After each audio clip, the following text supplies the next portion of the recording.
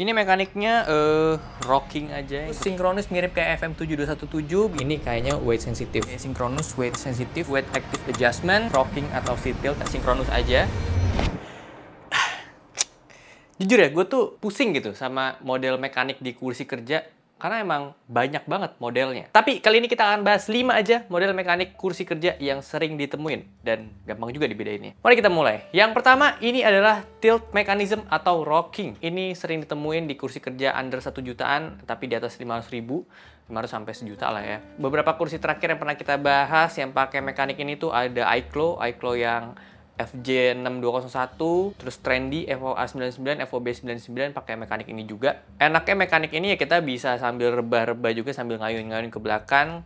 Jadi bisa sedikit recline juga, beda dengan yang statik. Statik itu jenis yang misalnya IKEA Tobergert ya, 500 ribuan dia pakai mekanik statik, jadi cuman ya udah gitu aja.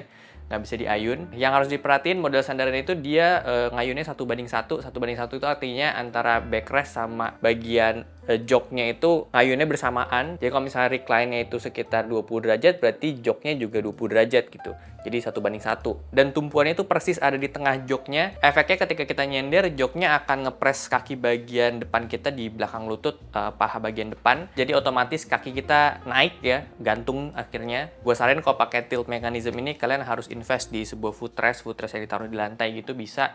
Jadi kaki kalian ketika lagi rebah itu nggak terlalu kepres banget, jadi bisa sedikit naik. Dan gue saranin juga cari yang ada lock mekanismenya, jadi ketika mau kerja, fokus bisa di lock di bagian depan, jadi bener-bener tegak. Karena kalau misalnya kita kerja sambil recline di jenis mekanik ini, gue nggak saranin. Ini umum sih di kursi under 1 jutaan, jadi kalau misalnya kalian dapet kursi harganya 1 jutaan ke atas, 1 juta lebih, atau bahkan 2 juta, 3 juta pakai mekanik ini, ya artinya nggak worth it sih. Apalagi kalau misalnya fitur-fitur lainnya juga minim banget. Lanjut, sinkronus. Ini yang sering banget ditemuin dan banyak banget turunannya, modelnya banyak banget. Tapi nanti kita akan bahas 2 aja jenis sinkronusnya. Yang pertama dulu ini sinkronus yang paling sederhana. Jadi sinkronus itu bedanya dengan back tilt tadi ada di rasionya antara backrestnya rebah sama si joknya rebah. Kalau yang di back tilt tadi kan 1:1, jadi semuanya ngikut. Kalau di sinkronus itu biasanya setahu gue 1:2, ada yang 1:2,5 juga, tergantung produsennya kayak gimana. Yang artinya kalau misalnya backrestnya itu rebahnya 20 derajat, berarti si joknya cuma 10 derajat doang. Jadi dia bisa tetap jaga postur kita itu nggak terlalu ngangkat si kakinya. Alhasil pakai sinkronus ini kalau misalnya kita pengen rebah akan lebih enak, lebih rileks, nggak cepet pegel. Nah sinkronus ini lumayan luas dia range harganya. Jadi ada yang start dari 1 jutaan pun ada. Terakhir kemarin tuh budget paling murah yang pernah kita bahas NC3 di 1,3 ya udah pakai sinkronus.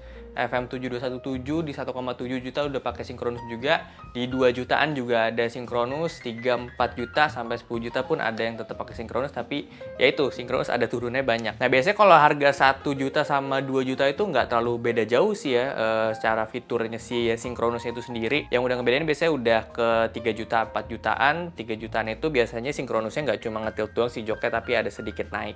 Itu bedanya. Pokoknya sinkronus sih yang paling gue suka karena emang nyaman aja tuh dipakai. Lanjut, yang ketiga, ini mekanik yang sebenarnya sih masih turunan dari sinkronus tadi. Biasa ditemuin di kursi 3-4 jutaan ke atas lah ya pokoknya. Di sini tuh ada satu fitur tambahannya yang ngebedain dari yang sinkronus 1-2 jutaan. Di sini tuh dia bisa atur tensionnya secara otomatis, jadi nyesuaiin sama berat badan si usernya. Namanya weight sensitive atau self weight adjustment ya bisa dibilang. Jadi sinkronus, tapi ya itu yang ngebedain ketika usernya duduk, si kursinya itu bisa nyesuaiin effort yang harus dikeluarin sama si user itu seberapa besar untuk sandaran di kursinya. Semakin bagus mekanik ini, semakin effortless juga si usernya untuk ngatur posisi rebahnya dia. Contohnya yang udah gue temuin dan paling enak so far dan paling bagus pengaplikasian itu ada di Pexio Region ini. Jadi kalau misalnya kita rebah di kursi ini, gue pengen stop di posisi yang sekarang ya. Ini bisa aja gitu, effortless. Sebenarnya Pexio Milson juga pakai fitur ini, tapi masih ada sedikit ngelawan ke depan, atau bahkan kalau misalnya kita terlalu belakang, dia udah otomatis rebah gitu. Nah, kalau di region ini, kita mau stop dimanapun, dia udah kejaga posisinya tanpa kita effort untuk nahannya. Kayak otot gue santai aja gitu.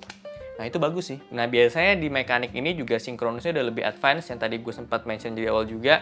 Jadi nggak cuma ngetilt aja bagian joknya, tapi ada didorong ke atas juga. So ini bikin kita punya postur itu jauh lebih natural, lebih relax ketika kita sandaran. sama sekali nggak kerasa ada tekanan yang nggak enak gitu di bawah kakinya. Lanjut, yang keempat ini knee tilt mechanism, lutut ya.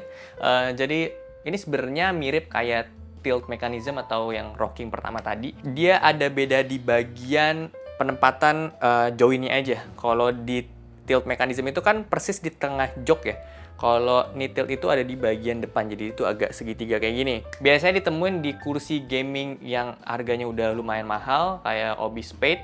Itu kemarin ada kayak gitu ya. Terus Secret Lab juga pakai jenis mekanik kayak gitu. Perbedaan feeling pakainya sama si tilt mechanism yang di awal tadi itu lebih minim pressure di bagian kaki karena dia jadi nggak terlalu nge-push ke atas ya. Dan yang kelima terakhir ini back tilt. Back tilt ini sebenarnya jarang sih, lumayan jarang, tapi beberapa kursi gue temuin itu kayak di Fantech OCA 258, terus OCA 259 juga, tapi bedanya yang OCA 258 ini sebenarnya dia tuh kayak fix tapi bisa diatur tension adjusternya untuk si back tiltnya itu. Jadi back tilt itu cuma bagian sandaran aja yang bisa rebah, karena kalau misalnya kita kendorin si tensionnya jadi nggak bisa terlalu tegak. Jadi kita harus mainin tensionnya terus tuh kalau di OCA 258. Jadi ini sebenarnya cukup sederhana sih ya si OCA 258 secara mekaniknya dia. Kalau misalnya di OCA 259, 259S, 259 Pro dan Noir Neosi juga pakai mekanik yang sama kayak di OCA 259. Dia juga pakai back tilt, tapi back tiltnya dia pakai pegas. Jadi dia bisa direbahin benar-benar sampai 180 derajat. Cuma minusnya nggak bisa diayun-ayunin kayak gini. Jadi kalau misalnya kita pengen rebahin ya harus dipencet tuas untuk atur si gas liftnya. Dan back tilt ini juga bisa ditemuin di kursi gaming yang budget ya.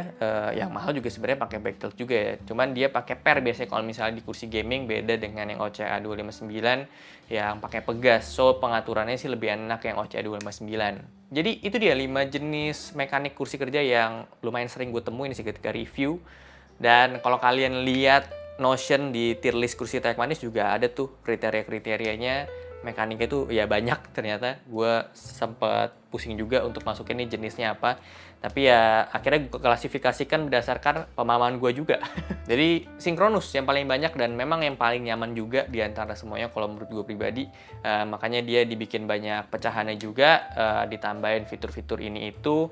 Dan sebenarnya kayak misalnya kursi yang bisa ditilt joknya ke depan, itu juga salah satu mekanik yang beda. Dynamic seating atau slider jok juga itu sama ya, fitur yang ditambah di sebuah mekanik kursi. Bisa bedain lagi mekanik yang semuanya tuas sama yang wire. Gue pribadi lebih suka yang wire karena lebih clean. Kalau yang tuas kan masih kayak biasanya ngejangkaunya agak susah tuh ya kan.